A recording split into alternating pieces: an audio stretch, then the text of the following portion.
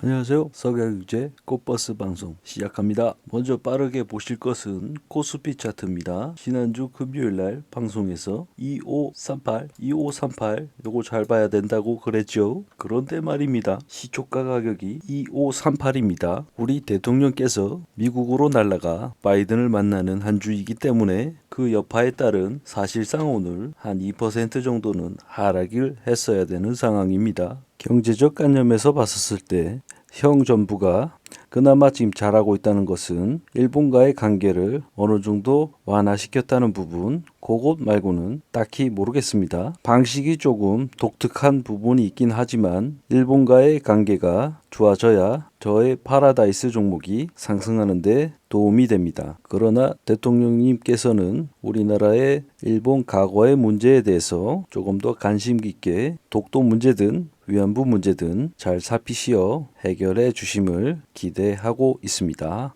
그리고 러시아의 발언으로 인해서 중국 또한 임시정부 수립 104주년 기념식도 했던 그런 한 주였었는데 지난주부터 중국으로부터 우리나라는 중국으로부터 말참견, 불장난하면 다 죽는다는 등 국격으로 보나 무시를 깨나 당하고 있는 모습입니다. 과거 우리 대통령께서는 이란을 적으로 돌리고 이란은 사실상 중국을 무역에 대체를 해서 우리나라 자동차와 모든 전반적인 산업 제품들을 팔아먹을 수 있는 5% 정도에 되는 무역국가 예비 국가였었습니다. 그리고 앞으로 인도가 중국만큼 선장하게 되었었을 때 이 이란 해협을 건너가야 되는데 앞으로 이 문제가 어떻게 될까 관심이 깊습니다. 또한 과거 우리나라 미국 관계에 있어서 미국의 대통령에게 쪽팔린다는 등 국회 이새끼라는 등 그런 발언들로 인해서 외교적인 약자 위치에 있다 보니 모든 분야에 있어서 미국으로부터 질질 끌려당기고 있는 그런 모습은 아닌가 그런 부분도 생각을 합니다. 우크라이나도 버거운데 수단 쪽에서도 이제 중동 쪽도 전쟁의 시초를 알리기 시작했습니다. 그렇게 대외적으로 앞으로 우리나라가 중국에서 과연 우리나라 자동차를 또는 화장품을 구매해 줄 리가 이제 없겠지만은 그래도 관계가 좋았다 그러면 현재 무역 적자 정도는 발생이 안 될 수 있지 않았을까 그런 생각을 해봅니다. 사실상 현 대통령은 1%를 위한 대통령이 중산층 그리고 빈곤층에서 대거 뽑아준 1%를 위한 대통령인데 말입니다. 현재 모든 행보를 봤었을 때 1%의 국민들도 불안한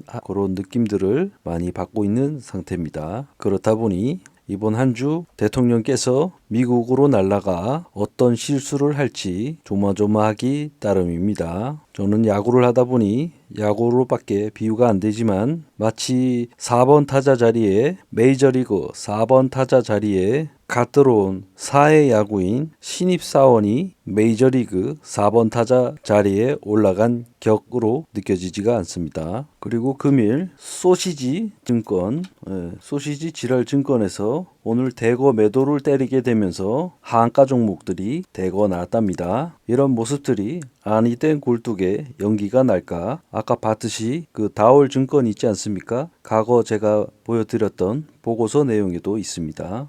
과거 브릿지론 또는 본 PIP 익스포저 리스크 분석한 자료인데 한국신용평가원 연구원들께서 정성스레 만든 보고서입니다. 그 중에 현재 다올이 소형 증권사에 속하는데 현재 85% 정도가 자본 대비 비중 85% 비중이 브릿지론 또는 본 PIP 익스포저 쪽으로 돈이 지금 박혀 있는 상태입니다. 그렇다 보니 이 부분 때문에 외국 계열 회사였던 아까 소시지 GR 증권사에서 그렇게 하한가 매도를 친 것은 아닌가 그렇게 보여지고요. 그리고 과거 웰컴 저축은행 부도설 찌라시가 돈다고 그런 내용도 또 본 것 같습니다. 사실 이 웰컴 저축은행도 신용평가사 요 자료에서 나타난 적이 있습니다. 부도인지 아닌지 그 찌라시들은 내용은 잘 모르겠지만 현재 웰컴 그리고 한투 그리고 오케이 200% 위라 그러면 다 위험한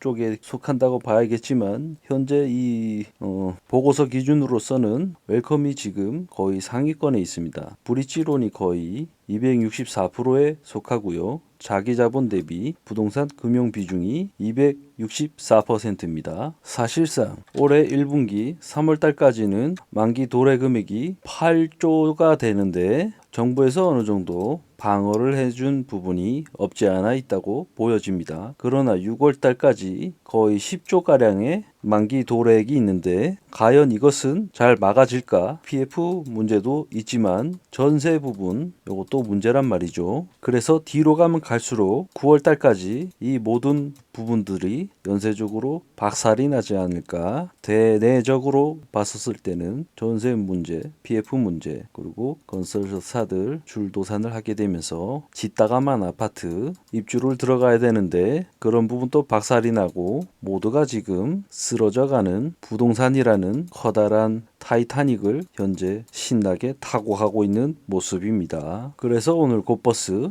2,700원에 종가를 마쳤습니다. 앞으로 우리는 3,000원까지 3,040원까지 목표를 세우고 그 중간중간 가격인 수급 라인에 맞춰서 비율을 10%를 할지 20%를 할지 그런 비중들은 알아서 하시고 단기 목표로 3,040원 요까지 목표를 해서 박스권을 생각을 하면서 요거 넘었을 때는 넘은 다음에 닿았을 때 사면 되니까 박스권 생각하셔가지고 3,040원을 최고점 목표가로 설정을 하고 우리는 곧버스를 야금야금 매도 치면서 정리를 해줍니다. 정리를 안 해주시고 또 요 라인에 또 사시게 되면 또 걷다가 떨군단 말이죠. 우린 이제 매도하는 자리밖에 없다. 매수 금지입니다 이제. 그리고 저는 3년간 곧버스 투자하면서 올해 제가 가지고 있는 모든 현금을 잃어도 과거 수익 난 부분으로 커버가 다 됩니다. 많은 사람들이 과거 영화에서 명언이 생각이 납니다. 강한 놈이 오래 가는 게 아니라 오래 가는 놈이 강한 놈이더라. 질기게 오래오래 버티고 버텨 수익화하는 것. 현재 삼성전자 800억 공매도, LG 에너지솔루션 빈집이고 공매도가 없네요. 그래도 추세는 하락.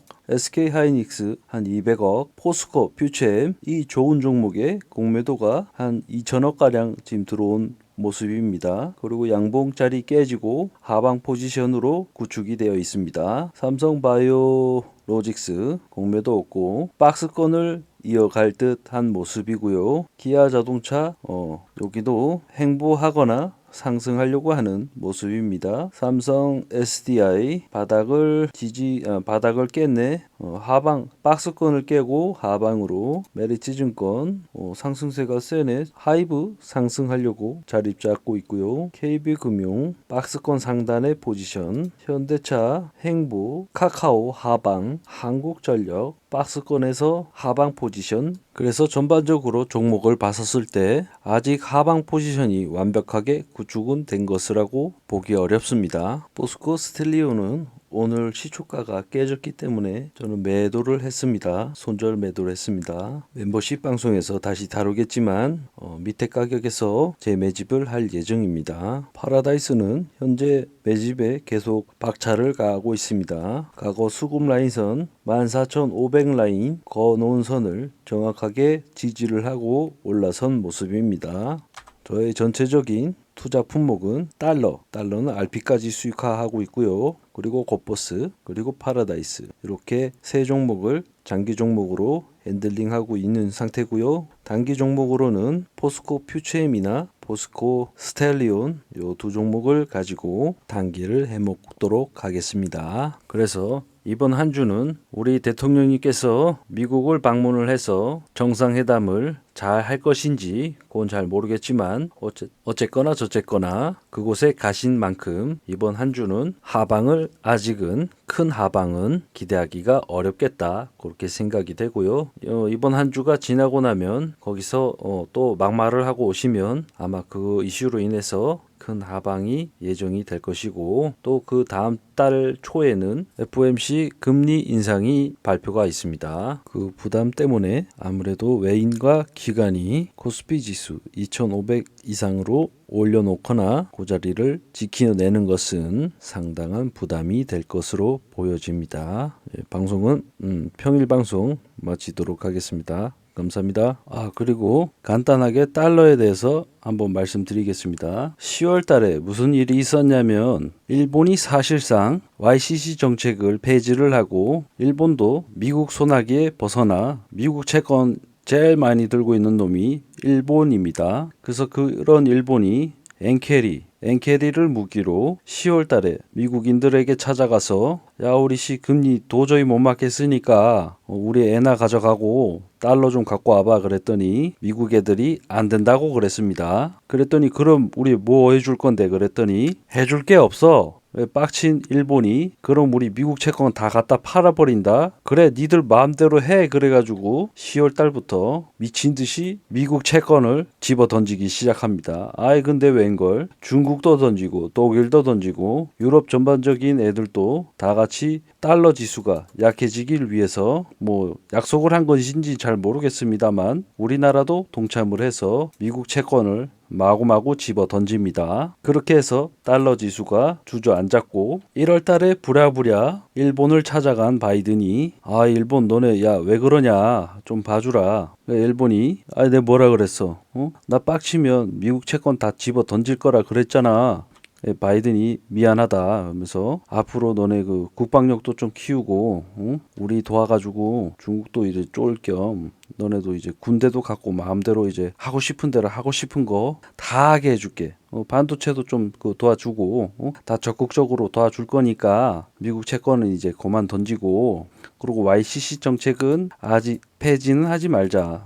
그 완화적으로 좀 해주면 좋지 않겠어? 그래서 이 가상 시나리오가 계획이 이렇게 진행이 착착 되다 보니 2월까지 달러 지수가 떨어진 것이 우리나라의 현재 파란선이 원달러 환율입니다. 2월 달까지 그렇게 해서 정리되었던 부분입니다. 그런데 보시는 바와 같이 달러 지수는 사실상 어느 정도 평균선을 가지고 있습니다. 그런데 2월 달부터 해서 원화 가치가 어느 순간부터 쓰레기가 되어 가고 있는 모습입니다. 달러 지수는 가만히 있는데 원달러 값이 계속 상승을 하고 있습니다. 작년 무역 적자 지속적으로 올해 적자 폭이 작년 전체적인 무역 적자 부분을 단 3개월 만에 아주 개작살이 났습니다. 반 정도의 무역 적자가 작년 반분기의 적자를 올해 3개월 만에 달성을 한 격인 겁니다. 앞으로 이제 달러 지수가 상승하게 되면 우리는 더 가파르게 상승할 것입니다. 이런 부분도 참고하셔서 고포스 투자 잘 하시기를 이상입니다. 감사합니다.